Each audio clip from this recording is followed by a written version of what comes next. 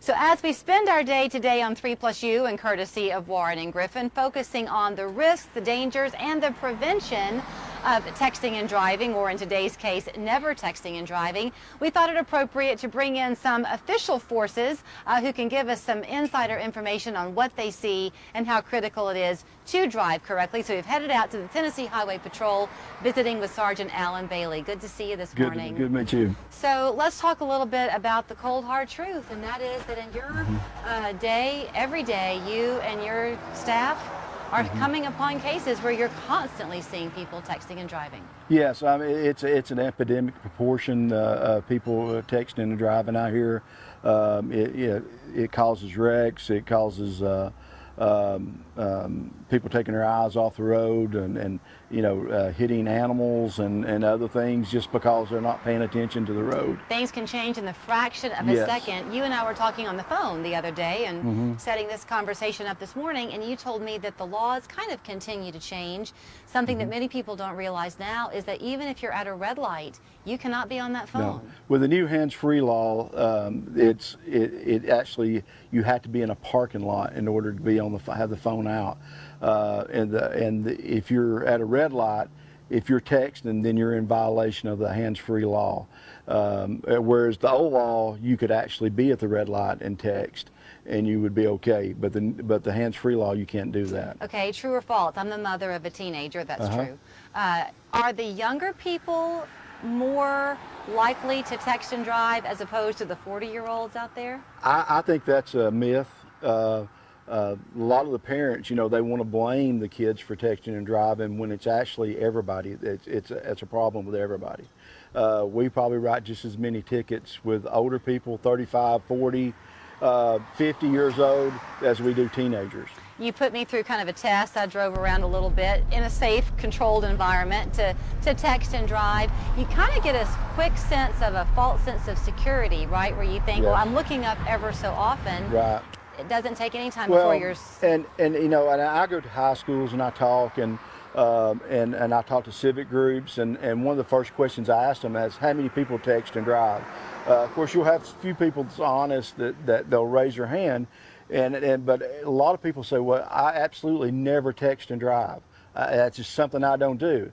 And then I'll ask them, the second question I'll ask them, I said, well, when your phone goes off or a text message comes in on your phone, do you pick up your phone and look at it?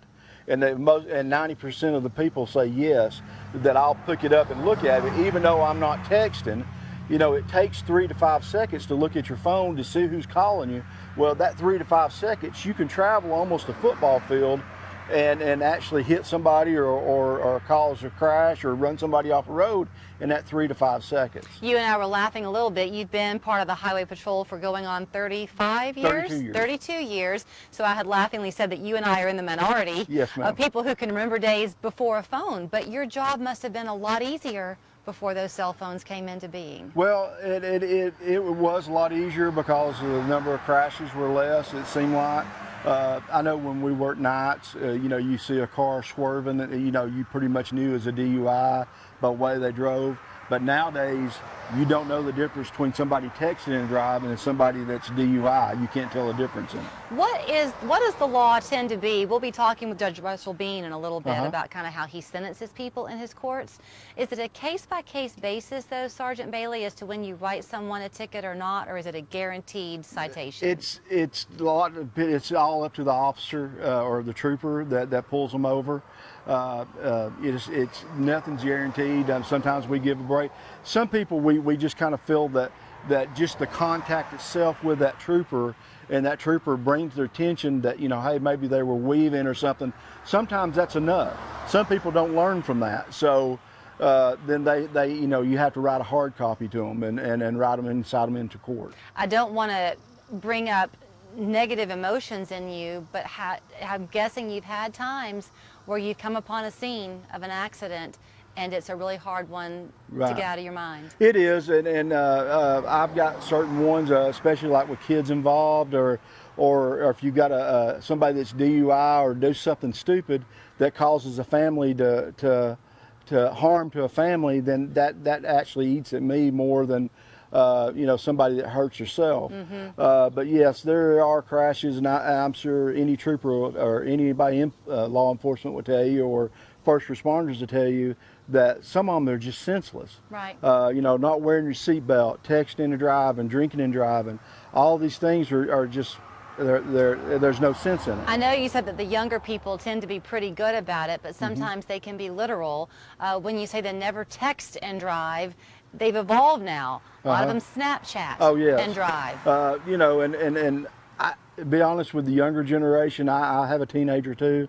YouTube is big, and we've actually caught people YouTubing going down the road, and they wasn't texting and driving. They were either Snapchatting or YouTubing or posting videos, and I've seen it even with older people on Facebook where they're live streaming going down the road, and they're actually driving.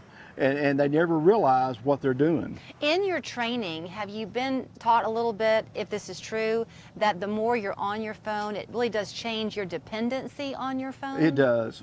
And there's actually been a lot of studies on that, that the more you use it, the more you get dependent on that phone, and can't keep from looking at it. I know Lieutenant Harmon just retired from the Highway Patrol.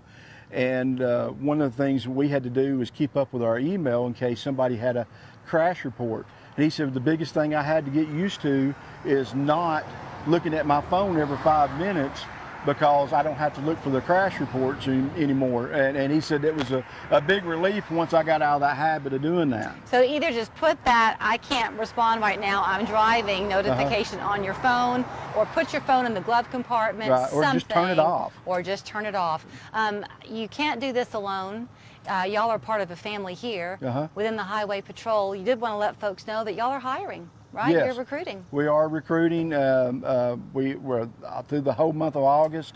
We're accepting applications to become troopers, and we'd love to have a lot of people from this area, because we're short-handed right now. Before I let you run, you might not know the answer, but looking at Tennessee in the course of the other 50 states, how do we rank in terms of texting and driving? I don't have that statistic, I'm sorry. We want to say that we're at the top of the list for not doing it, though, right? I would love to. We would love to get to that point. Sergeant Bailey, thank you so much for your time this morning. And we're going to kind of put you to the test a little bit, because when we come back, we're going to actually get in an unmarked patrol car, right? With Trooper Moore. He's going to take us around, and we're going to see just how prevalent texting and driving is here, and how often he does see people breaking that law. We're reminding you, never text and drive this morning. We're back with more in just a minute.